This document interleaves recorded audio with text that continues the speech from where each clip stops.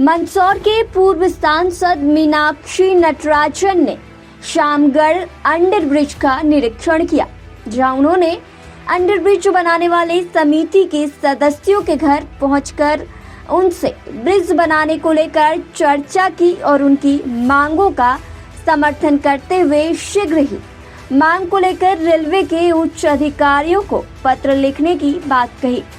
मीनाक्षी नटराजन ने अंडरब्रिज की मांग को लेकर वाजिब मांग बताते हुए जल्द इसका निराकरण करने हेतु प्रयास करने का आश्वासन दिया।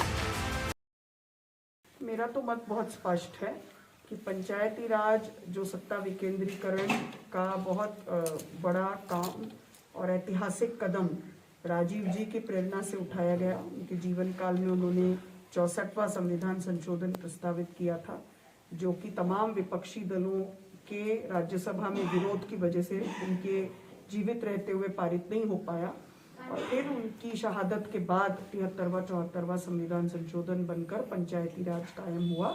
आज हम देख रहे हैं कि अलग अलग राज्यों में पंचायतों के चुनाव कई बार टले हैं और जो नियम से हर 5 साल में होने चाहिए वो नहीं हुए हैं। जहां तक ओबीसी वर्ग के आरक्षण का प्रश्न है, कांग्रेस हमेशा से ही सर्वहारा वर्ग के उचित प्रतिनिधित्व के पक्ष में रही है। मंदसौर जिले से एक बेहद ही मार्मिक वीडियो सामने आई है। इस वीडियो को देखने के बाद हर किसी को भगवान से शिकायत जरूर होगी। हर एक शख्स भगवान से हर किसी की सलामती को लेकर विनती जरूर करेगा। दरअसल मंदसौर में एक युवक बिजली के ट्रांसफार्मर पर चढ़ जाता है और बिजली के तार को पकड़ लेता है। कुछ देर तक तो युवक करंट के झटके खाता है और तार के साथ खेलता है, लेकिन फिर बिजली के तार में अचानक आग लग जाती है और एक धमाके के साथ युवक खंभे से नीचे गिर जाता है, जिसके बाद घायल युवक को वहां मौजूद लोग जिला अस्पताल लेकर जाते हैं, जहां डॉक्टरों द्वारा उसे मृत घोषित कर दिया जाता है। इस मामले को लेकर थाना प्रभारी अमित सोनी का कहना है कि एक विक्षिप्त युवक मेवाड़ हॉस्पिटल के सामने बिजली के खंभे पर चढ़ गया था। आज शाम को सूचना प्राप्त हुई थी कि मालवा मेवाड़ हॉस्पिटल के सामने डीपी लगी हुई है। वहां पर एक अज्ञात व्यक्ति उस पर चढ़ गया था और उनके तार को उसने पकड़ा तो उससे शॉर्ट सर्किट होकर के नीचे गिरा। उसको हॉस्पिटल वहां पहुंचाया गया। वहाँ हॉस्पिटल में डॉक्टरों ने उसको डेड घोषित कर दिया। अभी नाम पूरा स्पष्ट नहीं हुआ है। ऐसा बता रहे हैं कि संभवतः शैलेंद्र है, गुडबेली तरफ का रहने वाला है, पीपली क्षेत्र का, और अभी उसके परिजन पहुंचे हैं हॉस्पिटल, वो क्लियर करके अभी स्पष्ट होगा। मंदसौर में पुलिस अधीक्षक गरौट महेंद्र तारंकर ने प्रेस वार्ता द्वारा खुलासा किया कि थाना भानपुरा के निवासी आरोपी शैलेंद्र उर्फ चांद ओझा को गिरफ्तार कर लिया गया है। बता दें कि शैलेंद्र कई दिनों से फरार चल रहा था, जिस पर धारा 302 के साथ साथ और भी कई धाराएं दर्ज की गई थी। शैलेंद्र पर 5000 का इनाम रखा गया था। दरअसल भैरव मैरिज गार्डन भसौदा में एक शादी का समारोह चल रहा था। वहां पर अचानक कुछ हमलावरों ने हमला कर तोड़फोड़ शुरू कर दी। जब इसका विरोध किया गया तो मुख्य आरोपी शैलेंद्र ओझा ने फायरिंग करनी शुरू कर दी। एक विवाह समारोह के दौरान कार्यक्रम चल रहा था। सभी समाज के लोग उपस्थित थे, सभी वर्ग के लोग वहां पर उपस्थित थे। वहां पर देवीलाल मीणा जी की गोली मारकर जो हत्या की गई थी, उसका मुख्य आरोपी कल दिनांक को हमने खिलचीपुर जिला राजगढ़ से सूचना पर राउंड अप किया, उससे पूछताछ की, उसकी गिरफ्तारी की। गुना महाविद्यालय के लॉ डिपार्टमेंट के प्रोफेसर द्वारा कुछ दिन पहले ही छात्रा के साथ अभद्र व्यवहार किया गया था, जिसको लेकर छात्रों की ओर से रिपोर्ट दर्ज कराई गई थी और अविलंब निष्पक्ष जांच कराकर उचित कार्रवाई करने की मांग भी की गई थी।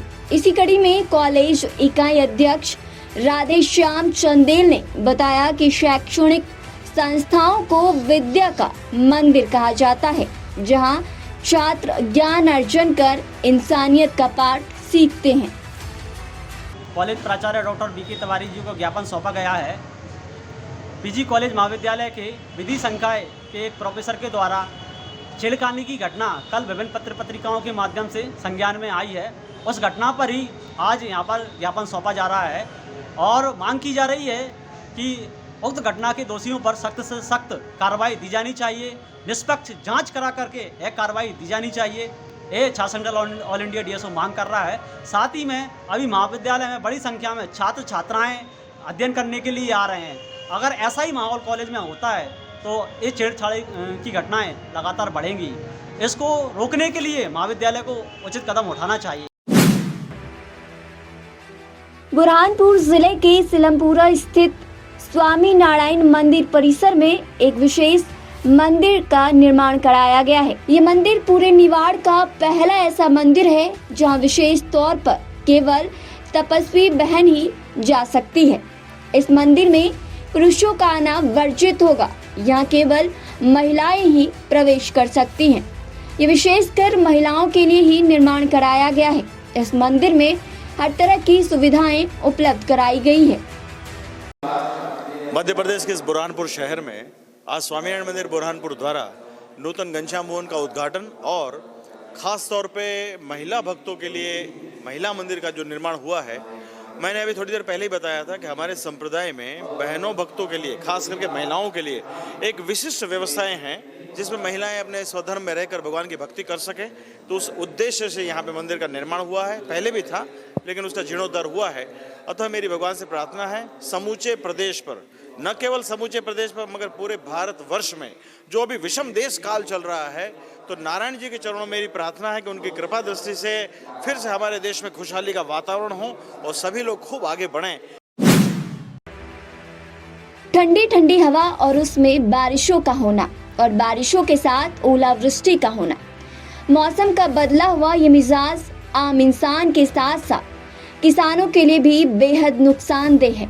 दरअसल नरसिंहपुर जिले में भारी बारिश के साथ ओलावृष्टि भी हुई, जिसकी वजह से यहाँ के किसानों को काफी नुकसान होने की आशंका भी जताई जा रही है। दलहन, चना, अरहर और मटर को भारी नुकसान हो रहा है। खरीदारी केंद्र में भी धान पूरी तरह से भीग गई है।